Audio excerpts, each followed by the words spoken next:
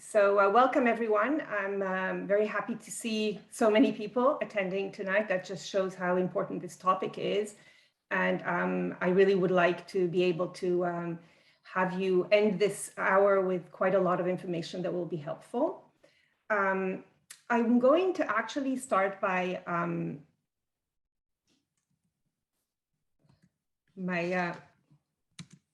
for some reason, I can't change slides. Let me just try again. Okay, sorry about that.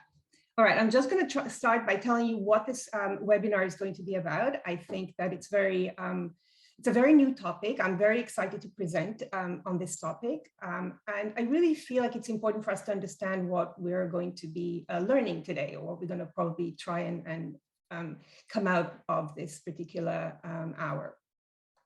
So I'm going to cover what we know and what we don't know about digital technology and how it's influencing our children and our teens. I'm going to talk about some of the key things parents can do to ensure the safety of kids online. I'm going to talk about some of the guidelines in terms of screen use for kids on screens and what are the recommendations related to that. And of course, I'm going to talk about how parents can support their teens in using media responsibly. What I'm not going to talk about is technical tips. I know some parents sent in questions on how to use controls to deal with online usage or other controls, but this is definitely not my area of expertise. But I have linked to a source. I'm going to give you this PowerPoint at the end, and there is a slide with quite a few sources, and one of them will hopefully be helpful in that respect.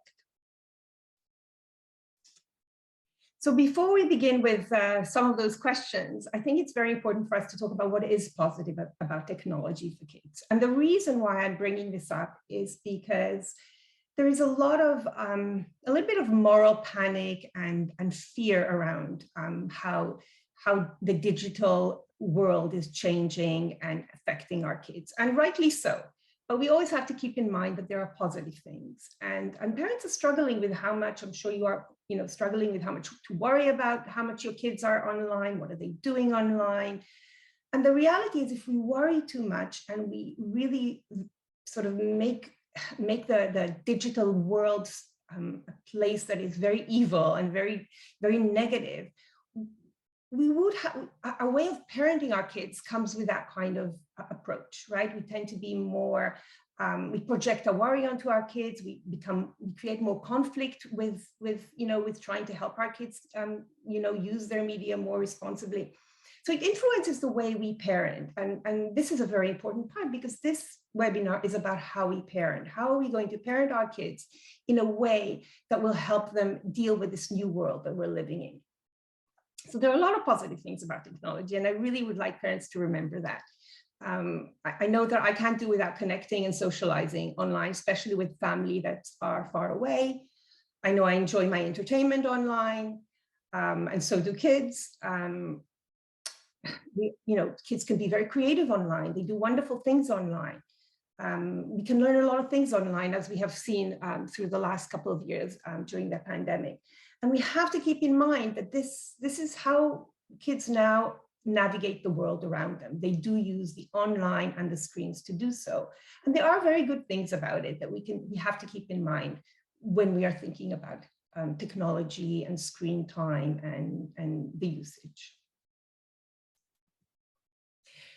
However, we also know that this is a reason why we're all here. We are concerned about digital technology. We know that there are issues. And the reason why I'm bringing these up is because being aware of what are the difficulties helps us then cater the way we approach our kids, the way we parent them in the appropriate way. If we are aware of what are the concerns as opposed to the positive things, we are able to deal with them in a much more effective way. So first of all, the digital world is transforming our childhood and adolescence. And I don't try to say this in a way that's necessarily a negative one. It's transforming sometimes in positive ways. In fact, we can all relate to how it's transforming our own lives. I know personally that I don't want to go back to navigating with a map and getting lost. I know that the GPS has been invaluable to us. So it's transformed the way we travel, the way we, move around the world. It's transforming the way we deal with a lot of issues in our work. It transforms the way we live our lives in general. So it's inevitable that it has transformed the way our children play, the way they interact, the way they relate to each other, and the way they see the world. Another aspect is to be aware of is how the digital technology is developing exponentially. So this discussion today about how maybe social media is affecting our kids, or what it's doing and what kids are doing online might be quite a different conversation in 5 years' time, as it was quite different 6 or 7 years ago. And we do need to keep up with those changes. And also these changes are very difficult sometimes for us to adapt to, and definitely for our kids. They can create a lot of experiences that kids are not used to because they're changing so fast. Thirdly, the internet has not been designed for the best interest of kids. And that is a very important point that I always like to point to parents. When the internet came to be, when social media first came to be, this was not done in a way where, tech companies are thinking, okay, how can we create all this to make it, the best for our kids? Digital technology is designed to basically to make money, right? It's to collect data, to advertise, to keep our eyes on our screen, and we have to keep that in mind. And we have to also keep in mind that in most situations, 13 is considered an adult online. So once you're 13, you can basically are permitted to do anything online. And we know that 13 is definitely not an age where we consider kids adults. Lastly, there is very little regulation as to what kids can access online. It's true that things have improved over the last few years, and there are some things that have come into effect, but the reality is that the regulation is still lacking. And kids, if they know what to do, and many of them do, they can access anything and everything online. And of course, there's the constant accessibility, which is also something that we're seeing in the last few years, where the digital technology is with us everywhere. It's with us in the car, it's with us on the way to school, in the classroom, in the bathroom, wherever we go, we're connected. And the last thing is digital tech is not designed, has not really been, it's the way it's been designed, has a lot of issues in terms of the way we use it. So things like social feedback, gaming that is designed to sort of suck us into to keeping us hooked, and all those kind of algorithms that have been designed are really problematic in the way we use the technology. So those are all the concerns that we usually bring up when we are thinking about what is digital technology and why we are concerned, because all these things are really affecting our kids in various ways. So what I'm going to do, I'm going to first start, I'm going to divide this presentation into 3 areas. So one will be screen time and young kids and development. So that will address some of the things that we're concerned about with young kids. The other area will discuss more mental health and middle childhood maybe, and adolescence and the effects on mental health. And then I'm going to talk a little bit about safety online. So let's start with screen time and young kids. So what does the research say? What do we know about screen time in young kids? So there's quite a lot of research has been done, and we're finding different things that are coming out of research. And what we are finding the most clearly is that young kids who are viewing screens for excessively long time and doing so passively are having difficulty with their development. So we're seeing delays in development. So that would be things like language development is maybe delayed, motor development is delayed, other aspects of cognition, and definitely social development. And that seems to be more consistent in the media. In terms of screen time for older kids, it's less consistent, but we do know that with young kids, when their brain is development, they really need that exposure to language, to interactions, to play, to use their body, to use their hands. And the more they're spending on the screen and interacting with the screen in a passive way, which means that you're just viewing, they're not necessarily playing a game, they're just viewing things passively, they don't have the opportunity to do those things. So it's not that screen time necessarily is bad for kids, even passive screen time, it's what it's replacing when the child is on the screen. So excessive use of the screen time takes away from the child being able to play and to do the other things and those face-to-face interactions that are so important for the developing brain. And this is something to keep in mind. Really what we're saying is that kids need a variety of experiences. And I don't want parents to feel like if the child is sitting on screen, their brain is going to be underdeveloped and they're not going to be able to socialize or learn a language. It's really the balance between what they're doing offline and what they're doing online. So again, I'm having a bit of problem with there. So some of the guidelines, these are recommendations. These are guidelines that come from Canadian guidelines, but they're very similar to many other countries. And really the key is quality screen time. And the way I say it is moderately used that does not take away from all the other important and enriching activities that kids need, that they need to experience in order to develop. So when parents ask me, oh, how should I let my child be an hour? What will happen if my child spends, a few hours on the weekend on a screen? Well, really, I'd like to sort of present it more in terms of weekly usage. If a child is on the screen every day for long hours, then it's a problem. But if one day on the weekend you happen to have a rainy day or you're not feeling well and you happen to put your child in front of the screen more than you wanted, I don't want parents to feel guilty about that. It's really the balance between what they're doing in general and not in that particular day. So that's a way to kind of think about it rather than think about it in terms of hours. And now, and quality screen time refers to things that are educational, obviously age appropriate, and interactive, meaning there's a back and forth with the screen, creativity, gaming, maybe communicating. So those are the kind of things we call quality screen time, as opposed to passive screen time, where maybe a child is just staring at a screen or scrolling through YouTube videos endlessly. Now, there are age recommendations. You can see them at the bottom. We have, we normally say that kids under 2 should avoid screen altogether. And that's kind of true.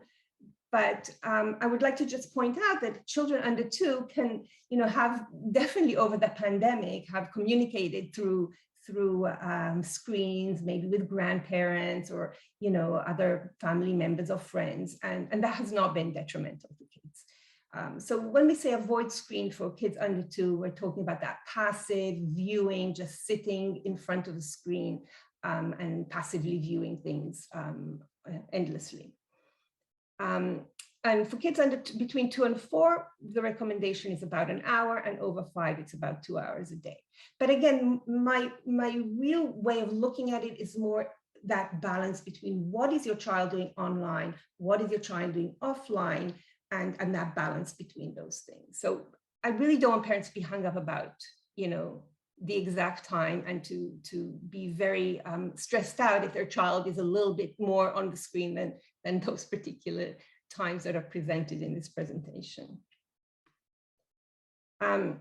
So what I would really also would like to sort of talk about is what are we going to do with how to sort of allow kids to develop that ability to regulate their digital use. Okay, we don't want to always be fighting with them, having conflicts, and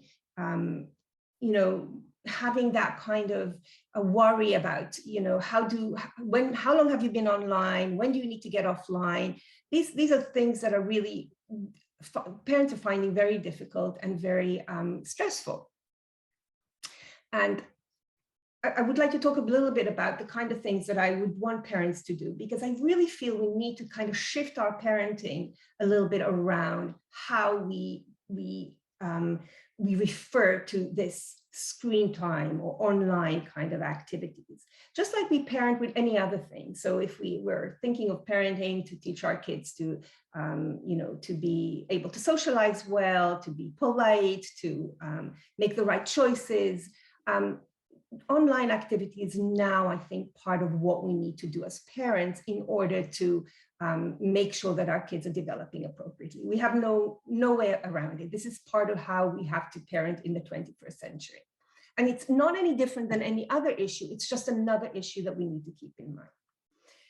So if we keep it in mind, if we're aware of the positives, if we're aware of these negative things, we know what we need to do from an early time. So even with young kids, even at 3 and 4 years old, once they begin to be able to converse and to communicate, it's already important to start having them understand that screen time has its uses, and there are other things though that need to be, to be part of their lives as well. And it's not unlike when we talk to kids about the fact that we don't want them to eat candy all day, or we talk to them about safety in terms of not touching certain things around the house that might be dangerous. We start early and we teach them that early. The second thing that I really want to point out is modeling. And I think that modeling is really our best strategy. If there's anything you take away from today's webinar, is that the way we use screen time, the way we model our own usage is probably the best way you can parent your child in terms of having them use digital technology responsibly. Kids, a lot of times kids are noticing that their parents are online, and kids have told me that they get upset when their parents are on their phones and they don't listen to them. They notice that. So they're aware from an early age that this is something that they don't like. And our way of handling our own phone use, our own ability to put our phones down, to connect with them, to be able to regulate our own ability to deal with the way this technology is kind of sucking us in, and we're able to show them that we can also do that, is the most important thing to do. It's not fair to tell your child, you get off your screen and then you sit in front of the screen for, a couple of hours yourself. Kids can notice that, and that's how they learn best, right? From seeing parents. They can tell when you're disconnected. So we want to give them the early on the experience that, yes, we all enjoy these screens, we all use them, but we also know how to put them away. And these are a few guidelines that I would like you to keep in mind. So yes, it's good to set limits. We can set limits, especially with young kids. As they get older, you're not going to be able to set as many limits. Definitely by the time they become teens, setting time limits is going to be very hard. So starting early while you can and while their brain is developing, I think it is important. And the way I go about suggesting to set limits with kids is not unlike anything else that you set limits with. So this is when we go online. This is when we sit down for dinner. This is when we go out to play, and that's it. It's not a privilege to be online. It's not a punishment. It's not a reward. It's just one other activity that we do, and that we do to a certain degree. Going back to modeling, to have device-free times is very important. So mealtime, bedtime, probably the bedroom for young kids should be device-free times and zones that I would highly recommend, especially for any kids under the age of 10 or even 12. And of course, allow your kids to have opportunities for other activities. If kids see that there are other things to do, if you create opportunities for them to play and play dates and to go out, then they are not as much dependent on entertaining themselves with devices.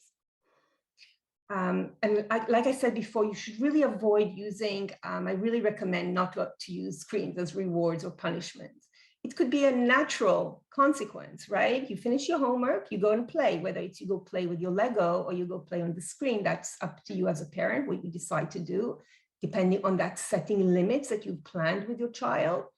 But it's not necessarily a punishment that you did, it's not something that they have to feel that is so unique and so special that they want it even more. We say the same thing about sweets as well, right? That the more you use sweets as a reward or as a punishment, the more kids want them. So that's really the way of looking at it. And then the last thing is to interact with your kids online. Many of us don't play the games they play, so we can't have a conversation with them about it. We don't know what it is that they like about it, and those things are really important if we're going to connect with our kids and really help them understand the digital world and to use and regulate it. It's for us to be able to talk to them about it. So interact with them online, see what they're playing, see what they're doing, show interest in what they're doing, and this allows you also to sort of direct them a little bit about what they're doing and how they're doing it. So these are really very important guidelines in terms of regulation. And these are what I really focus on, less on the actual time the child spends on the screen. It's more about how you this is the way we kind of parent around digital use.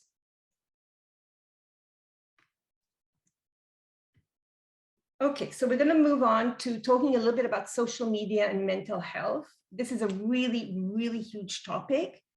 There has been so much research done in the last 10 years regarding this topic, and it took me forever to look and to sort of try and condense it into a way that would be, first of all, give you the correct information and the right information regarding it, but also to make it meaningful and helpful.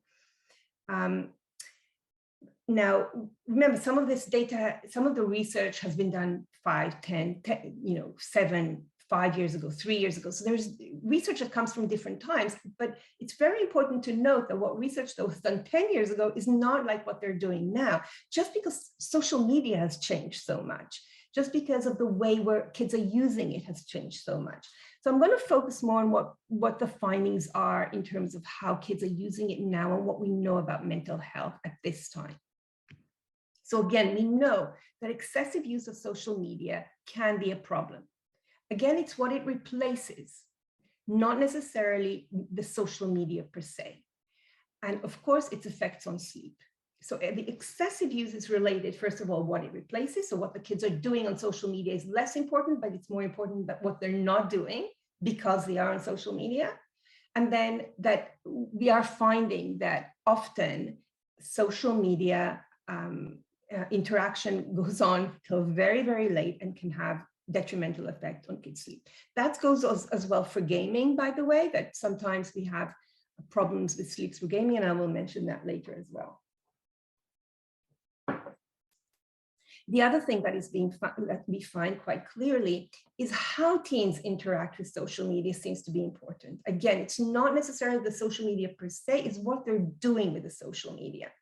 So when kids are connecting with social media in terms of chatting with their friends, sharing ideas, connecting, which was very important during the last couple of years, it seems to be quite positive and they feel quite good. And it has actually very positive effects on their mental health because they feel connected and they feel like they're interacting socially.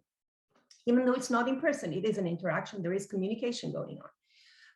So this is very, very, very different than a teen who's interacting with social media in a less positive way. And that's, again, in a more passive way. They're not necessarily connecting. They're looking at what other people are posting.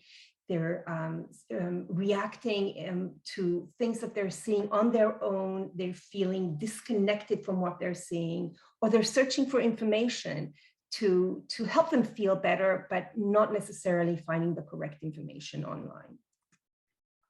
And the third thing that we clearly know is it's those vulnerable teens who have difficulties regardless of digital use or social media that tend to interact less positively with social media. And in addition, the difficulties that we see in social media or the problems that do occur in social media tend to have a much more detrimental effect on them. So if you have a teen who's well adjusted and tends to be not experiencing any mental health issues and has a balanced, offline, online kind of activities. And they see things online that might be disturbing or that might not be exactly what they need to see. They're not affected by it so much. It's those vulnerable teens who are, and we see that very clearly. So it's not clear whether social media itself is the problem or it's being used inadequately and irresponsibly by teens who are not doing very well. And that's really an important finding that seems to be more consistent, as opposed to social media being problematic per se. And the last thing that I want to point out, and that has been also being pointed out quite clearly in the research lately, is the impact on self-image. So we know that during adolescence, especially early adolescence, that's when the self-image, the identity is developing. And again, those kids who maybe have a bit of difficulty with the self-image, with their identity, where they're not sure about, they have those kind of conflicts with themselves, they might have quite a few negative effects from what they're seeing online, because we know that what kids are seeing online is kind of unrealistic portrayal of beauty. There's a lot of messages that are not very healthy for kids in terms of body image, especially for girls, but it's for boys as well. Messages that, about, how your body's supposed to look. I mean, we know that when kids post things online, they tend to use filters to make their noses look different or their faces a bit different, because that's what people expect to be as something beautiful, right? And these kind of things, again, on a teen who is not struggling, for them, it might just be one other thing that they do and it goes over their heads. But for young girls who are struggling with their identity or with their image, it has had an effect on their self-image and sometimes body image. So that's important to keep in mind. And just these things are really important to keep in mind, because we know that we start with preteens even, when their brain is beginning to develop and when they're getting to that stage of puberty, where all these brain changes are very, very profound. All these kind of interactions with with social media in a negative way can have an impact on how they develop. It's less of an effect also on older teens. So we see these detrimental effects and the vulnerability effects with younger teens, and less so with teens who are older, or maybe 16, 17. It's very, very likely to happen with those teens. So if you have a teen who is struggling, or even struggling before they became teens, those are the ones we want to keep an eye on in terms of their social media use. So what can parents do? Some of the questions that I was asked were very clear in terms of, do we not allow them to go on social media? And this is not unlike the question that was asked regarding screen time. Do I not let my child go on screen because it's going to affect their brain development? So again, this is not about not permitting social media at all. It's about how we approach it as parents, how we parent around this new, or actually not quite new, but this digital world that now exists and will continue existing in our lives and in our teens' life. So we start by talking to your teens, having conversation about technology, digital responsibility, and of course, modeling, as I mentioned before. And teens are thinking about social media and about its effects. They think about the internet and how things, are portrayed. Most teens do think about these things, and we can see how they've also created different things online to address some of the things that they don't like online.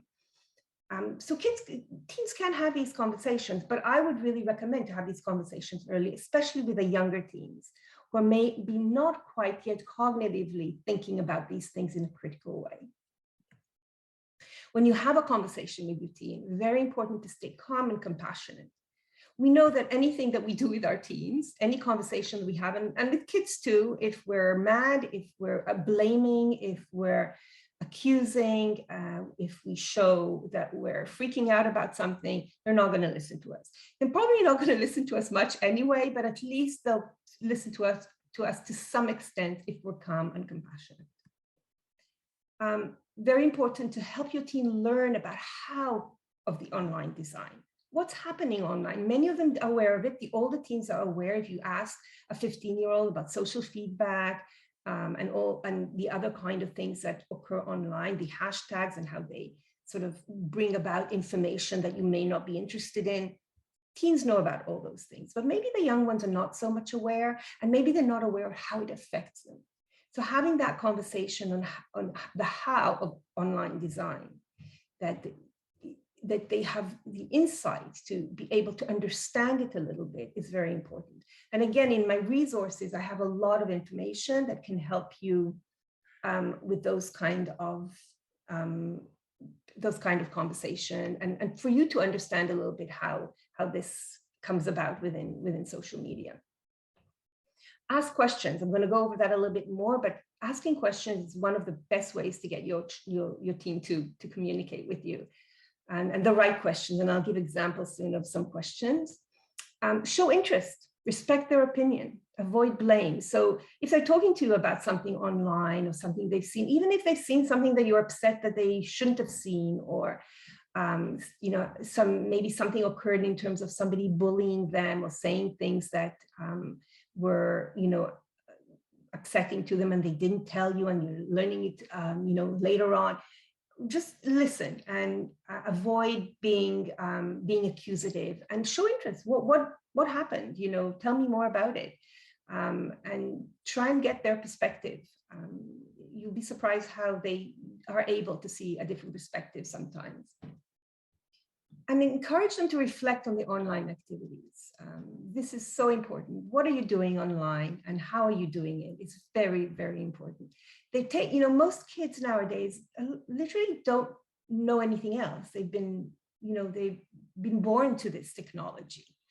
So they kind of take it for granted. We older parents, we remember a time when we didn't have this technology, and we had to do things differently. And sometimes we even reminisce about it, right? But they don't have that experience. So for them to be able to reflect on what it means to be online and what are you doing online is a very important part that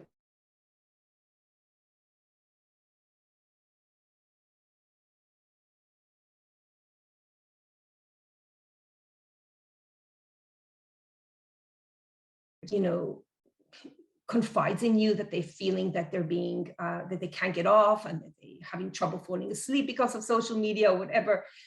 They confide in you. Try to brainstorm solutions with them rather than just tell them what you think they need to do. Maybe you can come up with some ideas and ask them what they think about it and come up with a plan with them, but let them be part of that solution.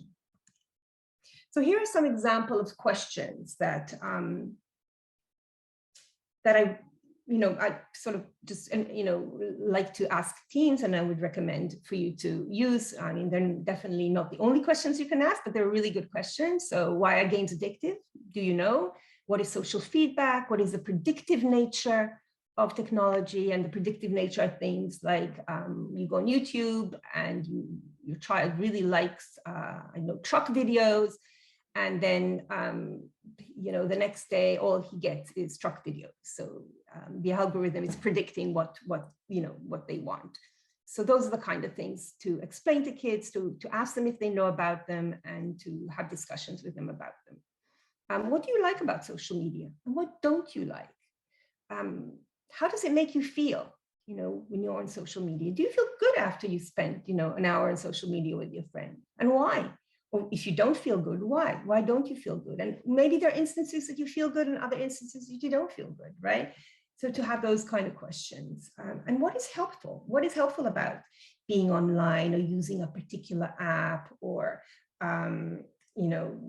communicating in a particular way online? And what is harmful? What do you find is not doing you any good? How can you think critically about the information online? This is a really big one. If I had more time, I would actually talk about this a lot, because there's so much information. We're bombarded with choices and images and information, and very hard for us to make sense of it as adults. So it's definitely hard for teens to make sense of it. And, you know, if they go on TikTok and they get all these hashtags for different things and they click on them and they see information, can they look at that information and be critical about it? Or are they consuming it passively and just sort of accepting it for what it is? Most don't, but it's important to help them do that critical thinking. And how they can evaluate what is positive, what is negative about somebody posting something online on a website information. And these discussions, if you start with them very early, kids are able to be more responsible themselves, because ultimately you can watch them and you know, stand over them or put controls forever. Ultimately, you want them to understand these things for themselves and make good decisions. And another couple of questions: what makes it so difficult to put your phone down or turn off your game? How do you think, maybe another question which isn't here, what do you think you can do about it? How can we help you? And what is the reason for posting something? So when you put something online, a picture, a post, what's your reason for it? You know, what are you expecting? And what if nobody likes it? How will you feel then? How will you handle it? So those are just some examples of questions that parents can have with their teens. And once you have these questions, if you have these kind of questions with your teen regularly, and if you start early, then they are more likely to also feel comfortable to talk to you about what's going on online, right? They feel that you understand them better, and that you're going to not necessarily take their phone away if something happens online. You just may help them figure out what to do about it, rather than get mad or, you know, prevent them from being online for the next, you know, month. So yeah, so these are some questions that I really recommend. Okay, so we're going to move on. I'm looking at the time, and I really, really want to cover one more area and have time for some questions, and that's online safety. This is another huge, huge topic. I mean, this whole topic is very, very huge, and I'm trying to condense it for this short 40 minutes. But online safety is a big one. And there's three aspects in online safety. One is privacy. So all the data about you or your child, from every post they put on, every video, every, you know, personal information. And that's really one of the most important things in terms of online safety. We think the other things are more important, such as inappropriate content. But really the most important is the privacy. Inappropriate content is definitely a serious issue. You know, seeing violence online, sexual content, fake information, that's more easy to sort of to deal with and to get away from, in a sense. And it doesn't happen as often as we think it does. But the privacy issue is probably the most important one. I think we're not really even as aware, and as I was doing research on this, aware of how our privacy and the data on us, our preferences is being, you know, harvested constantly with every time we go online, every time we do something on the internet.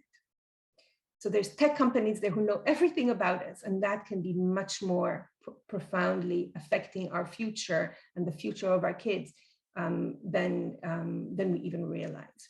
And the last one, which is asked, in terms of online safety, is unsafe interaction. So that can be harassment and bullying, soliciting data or money, even sexual exploitation and radicalization.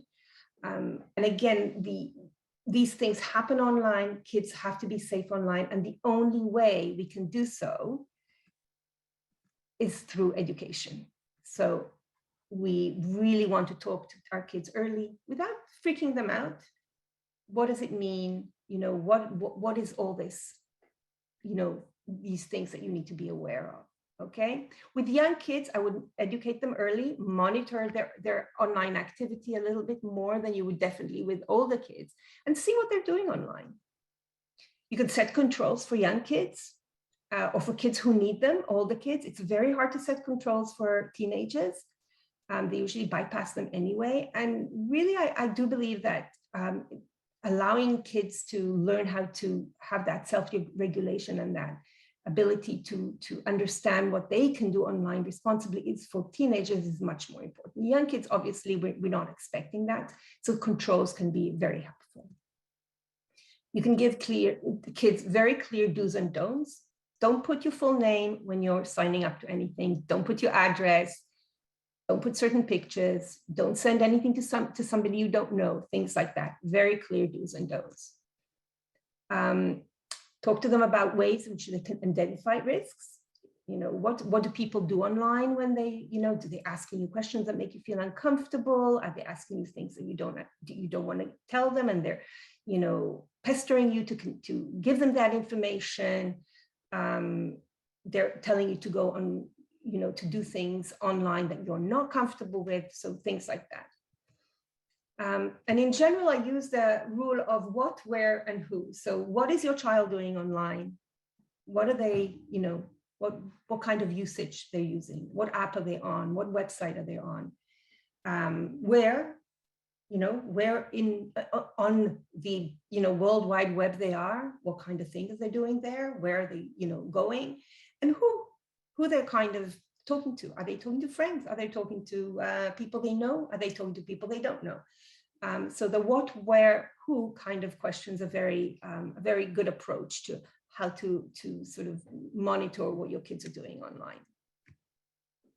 And again, I'm going back to the same thing. Avoid getting angry or emotional if you happen to see them doing something disturbing online or making a bad choice, because then they won't come to you. Then they will be very weary about sharing with you things that are happening. You want your kids to come to tell you if somebody's, you know, harassing them online, or if something happens. You want them to tell you that something popped up that made them feel uncomfortable. So it's more about teaching them what to do next time, what is the right approach, how to deal with it. And that is really a better way than to sort of use punishment and to be angry with them. So here are some resources. The first couple of resources are more for younger kids.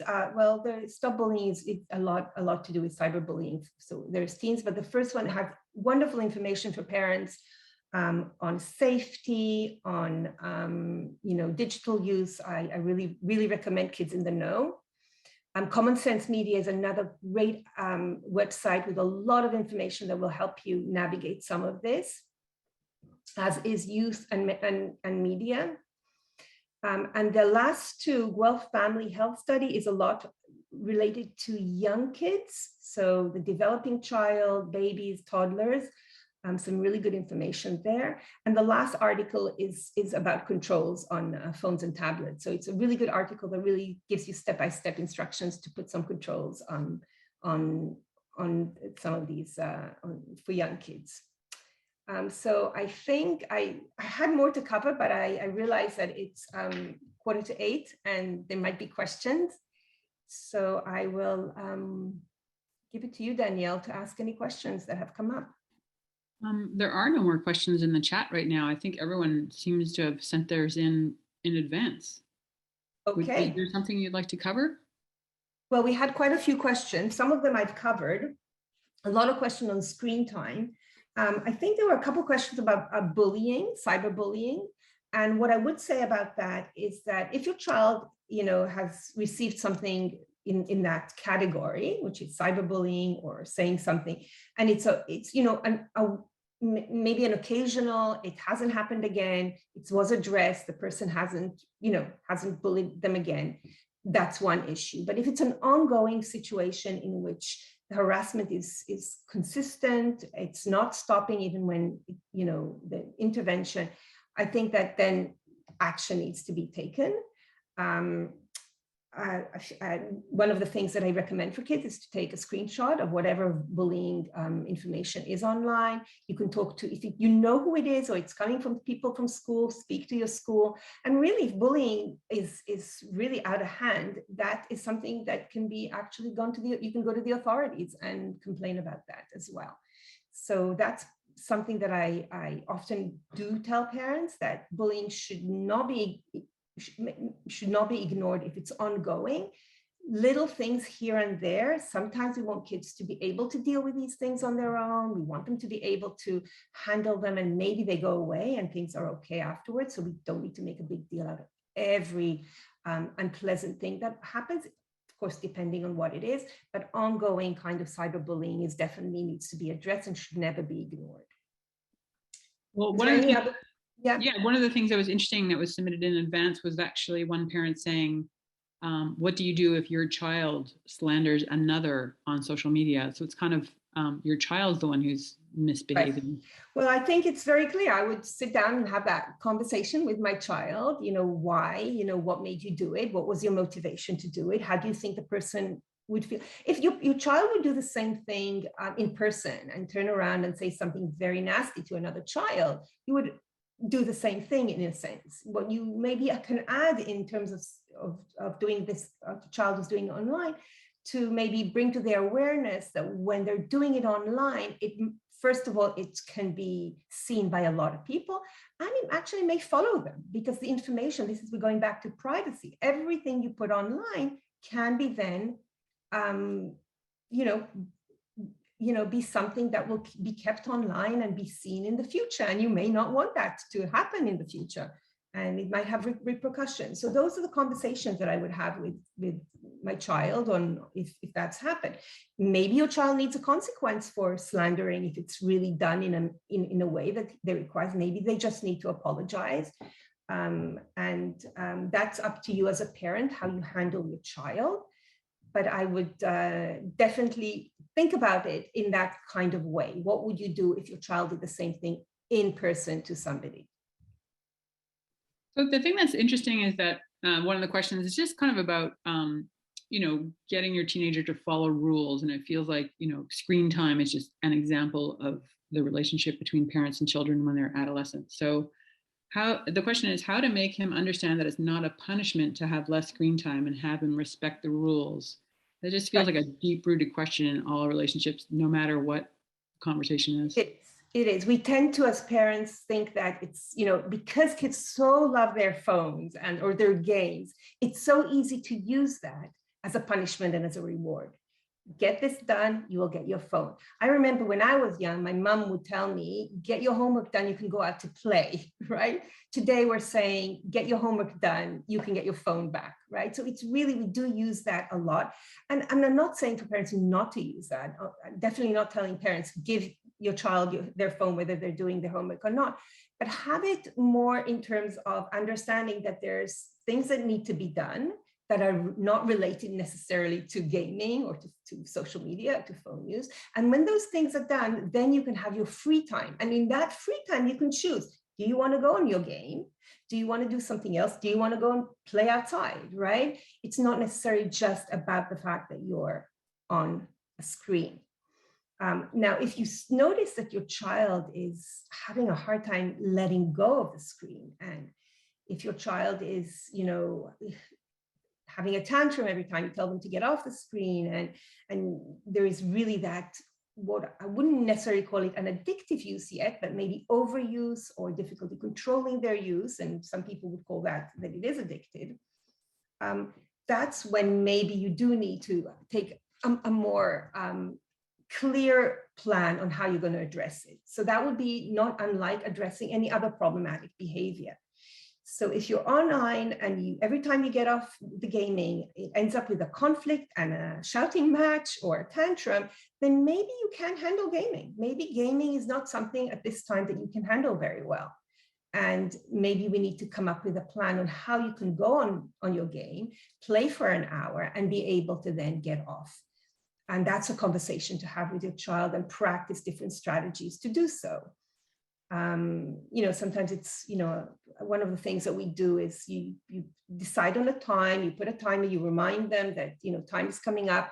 Obviously, you can never tell a child to get off their gaming when they are in the middle of a level, right? That will never happen. So, the agreement is you finish the level and then you can turn your screen off, even though maybe the timer had already run. And if your child is unable to do so, then you have to decide with your child in the way you parent, is there going to be a consequence? Maybe the consequence is that next time you won't be going on gaming because you can't handle getting off, not necessarily because it's a punishment. So that's a kind of approach that I would take. just shaping their behavior in order to be able to regulate. And we had a really good webinar last time on how to help kids regulate their behavior, how to help them deal with frustration. This is frustration. Granted, when they're online, there's that added component of that addictive, we don't like to use the word addictive, but it is kind of addictive, where the dopamine levels are surging in the brain and kind of sucks you in. We all feel it. I feel it myself when I'm online. So it's a little bit more difficult, but it doesn't mean that kids can't learn to handle that and learn how to deal with that themselves as well. So just to visit a question in the chat combined with one that was submitted in an event. So the question in the chat is, are some platforms more harmful than others, like YouTube, for example? And then just to add to that, TikTok contributed to my teen's mental health issues. Should we completely prevent her from accessing it or just limit her time? Right. So yeah, if any, again, to prevent completely a teen of going on TikTok, that doesn't really make any difference, because then there's Instagram or Facebook, and they all have their own very similar kind of effect sometimes on teens. So to prevent them from going on at all, and if they really, want to be online, that would be more difficult. But maybe reducing the use, maybe going on with them on TikTok and seeing what is it on TikTok that's creating that. Or maybe they need to deal with something, maybe for temporarily they need to get off because they're dealing with some mental health issue and this is not helping them. And maybe it's a break from, social media, not as a punishment, but as a way to sort of get away from the things that are making you upset and maybe dealing with those kind of issues that you're experiencing, so that you can go back on TikTok and handle it in a better way. TikTok also, I think not only TikTok, but even Instagram, they have these hashtags that really are catered to what the child or the teen is looking at. And those sometimes can be very triggering for teens. So if there's a body image issue and you're looking at, things of how to lose weight or how to exercise in a certain way so you can lose particular weight, then you get these hashtags that tell you about all these things. So maybe, blocking those hashtags. She can go on TikTok, but blocking those things that are creating those difficulties that the teen is having. So you can still be there and really have a very narrow way of using it, where you connect with your friends and you do specific things that make you feel good, but then you block and have no access to the other things that are, creating those difficulties for you. So there's different ways to approach it. It really is, depending on what's going on, but start with that conversation with your teen. What is it about TikTok? Why is it creating this? And then brainstorm together, what can you do in terms of, helping her, navigate that and use it more responsibly, or maybe make the decision that it's time to get off for a while. One parent is asking, are there resources for kids or teens themselves that they can learn digital responsibility? Is there a class that would cover something like that? No, but you can go on one of these websites that I just gave you. They are fantastic. There is the Youth and Media. That's really, really, really good. They have videos and on the Human and Tech one for family and educators, there's actually a module where you can learn different things about social media, about responsibility, etc. So I think we're going back to digital. How the positive things that we can do online, and these are some of the positive things that we can do online. So I don't know of any other resource that's not online that will, if there was, I definitely would share it. Well, thank you, Zmira, for joining us tonight. Thank you, everyone, for being here. That was very insightful. We're getting lots of thanks in the chat. So I want to wish everyone a good night, and we look forward to seeing you all in the new school year when we start this parenting series again. Thank you very much, everyone, and have a good evening.